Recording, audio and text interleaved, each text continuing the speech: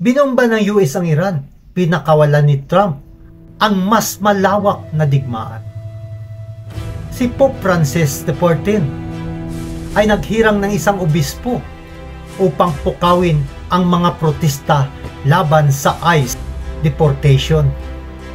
Tila ang mga tao sa mundo ay pipili ng papanigan sa pagitan ng tatak ng Diyos at tatak ng hayop.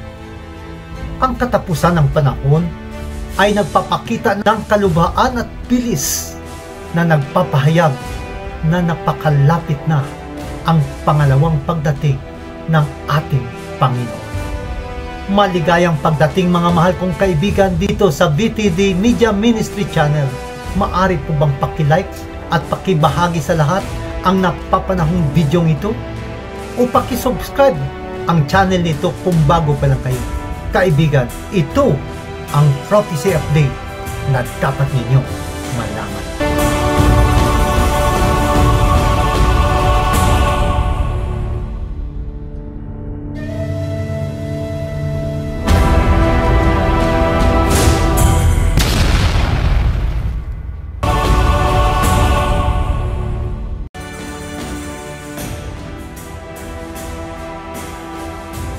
Binomba ng administrasyon ni Trump ang Iran. Sinasabi ni Pangulong Trump na kanila lang pinapawi ang pagpapalakas ng pasilidad nuklear sa bansang ito. Pagkatapos ng 10 araw, ilunsad ng Israel ang pag-atake sa bansang Iran. Ngunit itinatanggi ng Ministry of Foreign Affairs ng Iran na ang nasabing pagbubomba ay nagdulot ng malaking pagkasira sa bansa at inakusahan nito ng Estados Unidos ay may paglabag sa international law. It is an outrageous, grave and unprecedented violation of the fundamental principles of the Charter of the United Nations and international law. Ang Iran ay nagbanta ng paghiganti kabilang na dito ang pagsasara ng isang napakahalagang sea passage. Ang dialogue nawa ay mananaig na dapat pigilan ang gitnang silangan sa isang cycle ng paghihiganti. Ang Estados Unidos ay nilalandas ang 3 susi ng uranium enrichment sites. Narito ang mga satellite images ng nasabing lugar. Targets include the Fordo nuclear enrichment facility buried deep under a mountain that only U.S. bunker-busting bombs could reach. Iran's key nuclear enrichment facilities have been completely and totally obliterated. President Trump had set a 2-week deadline late last week to allow time for a diplomatic solution before changing course. Early Saturday, Iran sent a barrage of missiles into Israel. Israeli forces have been hammering Iranian nuclear and military sites, aiming to destroy the nation's ability to build a nuclear weapon. I decided a long time ago that I would not let this happen. It will not continue. Immediate reaction coming in from Capitol Hill, with Republican Representative Thomas Massie, who introduced a bipartisan war powers resolution last week, saying of the U.S. strikes, quote, "This is not constitutional." Binomba ng Estados Unidos ang nuclear sites ng Natanz, Isfahan at ang Fordo. Ito ang larawan bago maglunsad ng pag-aatake ng Estados Unidos. Ngayon ay makikita mo ang pagkakaiba dahil sa pinsalang dulot ng pambubomba. Si Donald Trump ay nangakong wawakasan ang mga dayuhang digmaan, ngunit siya ay nagpahayag ng pag-atake na maaring gumawa ng isang digmaan na sa kanyang panahon ay tatawagin siyang presidente ng digmaan. Ginagawa ni Pangulong Trump ang huling desisyon sa pag-atake na kailangang kalkulahin kung ano ang maaring maging kahihinatnan ng airstrike. Ang ginawang pag-atake ng mga pwersa ng US laban sa nuclear site ng Iran ay magre-resulta ng maaring magsisimula ang isang ganap na digmaan. Dito sa mga larawan mula sa Istan, makikita at maririnig mo ang mga airstrike ay malinaw na tumama sa 3 nuclear site ng Iran. Alam ng Iran na posibleng mangyayari ito, ngunit maaring hindi nila inaasahan na ito'y mangyayari sa lalong madaling panahon. Sinabi ni President Trump na abutin siya ng 2 linggo upang magpasya kung gagawa ng military aksyon sa Pentagon. Nais nilang sabihin na ang operasyong ito'y natapos na, ngunit walang tugon mula sa Iran. Ang mapa ng Pentagon ay nagpapakita ng mga eroplanong pandigma na lumilipad mula sa Missouri sa Amerika, Heartland, at lumilipad ng 40 hours round trip para maihatid ang kanilang napakalaking munition at 40 na bunkers ay napasabog. Ano ang pinsala ang nagawa nitong satellite photograph na nagpakita ng underground nuclear site sa Fordo bago at pagkatapos ng airstrike? Ang V2 bomber ay binura na lubusan ang nasabing site ayon sa pag-aangkin ni Donald Trump. Ang militar ng Estados Unidos ay maaring wala na talagang nagawa na final assessment pero sinasabi na ang pasilidad ay lubhang nasira. Hindi nasira ang Iran, ngunit malubhang na pinsala. Maaring sasabihin ito ay pagtatanggol lamang sa sarili, ngunit ang tanong, paano? Kaibigan, maaring ang mundo ay kinokondisyon ng mga digmaang nagaganap ngayon at ang hindi may kakailang polarization ay tumitindi ang kampihan ng mga bansa sa mga salungatan na ito sa mundo. Ito ay napakahalaga sa aklat ng Apokalipsis na binabanggit nito ang dalawang panig, isang pangrelihiyong polarization sa pagitan ng tatak ng Diyos at ng tatak ng hayop, at ang mga maninindigan ng totoo sa pagbabalik ni Jesus. Ginawa ni Pope Leo XIV na magtalaga ng isang obispo upang pukawin ang protesta laban sa mga ICE deportation na ito ay nagdulot ng malawakang kontrobersya.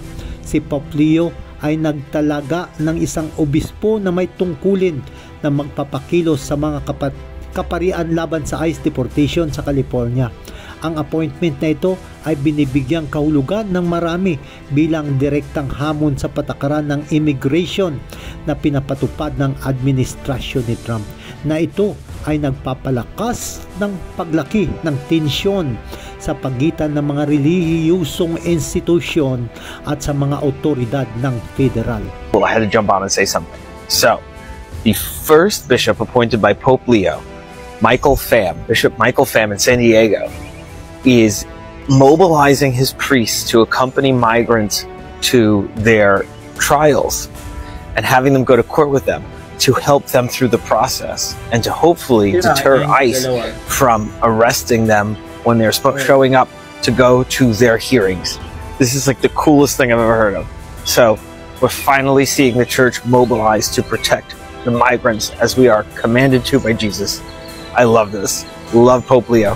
Ayon sa paring Katoliko na si Rich Bethel na nagpabless ng isang video sa TikTok na si Pope Leo XIV sa unang pagkakataoy nagtalaga ng isang obispo na si Michael Pham na isang emigranteng Vietnamese na ating nakikita ang isang pampulitikang mensahe dahil ang obispong ito ay naghihikayat sa mga pari na upang samahan ang mga migrante sa mga appointment sa mga hukuman sa pagsisikap na hadlangan ang ICE mula sa pag-aresto sa kanila na kapag sila'y makikita sa kanilang mga pagdinig.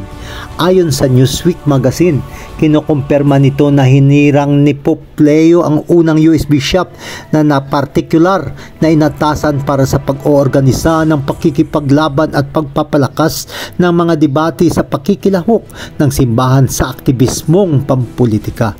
June 13, 2025 ay naipublish sa Newsweek ang isang artikulo, ang unang obispo ng US ni Pope Leo na kumikilos laban sa crackdown na migrante ni Trump, at ipinahayag na ang mga sumusunod na panawagang ito ng mga pinuno ng mga Katoliko na itinatampok ang lumalagong pagsalungat kay Pangulong Donald Trump sa kanyang mass deportation policy na iginuhit ang mga batikos mula sa mga relihiyosong grupo at ng Vatican. Ang pagkilos ng simbahang Katoliko ay nag-aambag sa isang mas malawak na pagtulak para sa pagbukas ng mga hangganan sa ilalim ng pagkukunwaring humanitarian na alalahanin na epektibong naghihikayat sa sibil na pakikipaglaban sa batas ng imigrasyon ng Estados Unidos. Ngunit sa mga sumusuporta kay Trump sa kanyang immigration policy ay nakikita na ang mga hakbang na ito ng simbahang Katoliko ay may kinalaman sa politika na isang maniobra na sumisira sa pambansang soberanya at pagpapatupad ng batas, na dumadagdag sa layer ng bansa, dumadagdag ng pagpipilit para sa isang klima ng pampulitikang pagkakahati-hati. Kaibigan, ganitong uri ng pag-uugali ay hindi bago sa kasaysayan.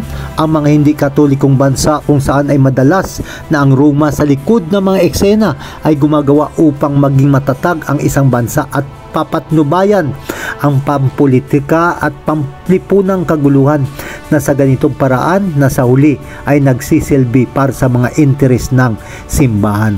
Sa iba't ibang panahon, lalo na sa panahon ng reformasyon at ang pag-usbong ng mga monarkiya ng protestante, ang mga Hesweta ay kilala sa kanilang pagtatago ng mga misyon na pumapasok sa mga korte, pag-iimpluwensya sa mga edukasyon at maging ang kanilang mga sarili ay nasa mga eksena ng pag-aalsa na naglalayong ibagsak ang gobyerno na lumalaban sa otoridad ng kapapahan.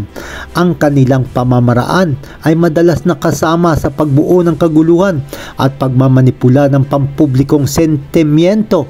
Hindi kinakailangang suportahan ang layunin ng mamamayan, ngunit upang ibalanse ang kapangyarihan na pabor sa pangingibabaw ng Katoliko. Ang mga pagsisikap na ito bagaman madalas ay nababalot sa lingwaheng pangrelihiyon o moral, ngunit ito ay bahagi ng isang masamang plano na palawakin ang maaabot ng Roma na minsan ang naging halaga nito ay ang pangbansang soberanya at ang katatagang sibil. Si Ellen G. White, kinikilalang co-founder ng Seventh-day Adventist Church, ay nagbabala na kapag ang mundo ng mga protestante ay magiging bulag na mapagpapahintulot sa Roma na mabawi ang kapangyarihan at impluwensya sa ilalim na ng mapapagkunwaring kapayapaan at pagkakaisa, ay kanyang inilalarawan ang unti-unting muling pagkabuhay ng kapangyarihan ng Papa na nakaimbid mismo sa mga pangunahing lugar ng lipunan at pamahalaan, at ang impluwensyang ito sa kalaunan ay humahantong sa muling pagbangon ng nakaraan na anyo ng pag-uusig laban sa mga taong mananatiling tapat sa salita ng Diyos at kay Jesus, lalo na sa mga nag-iingat ng Sabat. Mga mahal na kaibigan, dapat tayong matatagpuan na tapat sa paghihintay sa pangalawang pagbalik ng ating Panginoong Hesus, at magkakaroon ng kakilakilabot na polarisasyon sa pagitan ng tatak ng Diyos at tatak ng hayop, na kung saan ang mga bansa sa mundo ay kinokondisyon na pumanig. Ikaw, kaibigan, saan ka ba papanig? Papanig ka ba sa Panginoon na siyang pinagmumula ng kapayapaan? Maraming salamat mga mahal kong kaibigan sa inyong patuloy na pagsama sa akin sa pag-aaral ng mga salita ng Diyos dito sa channel ng VTD para sa programa ng mga istorya, propesiya at mga katotohanan na nagmula sa Biblia.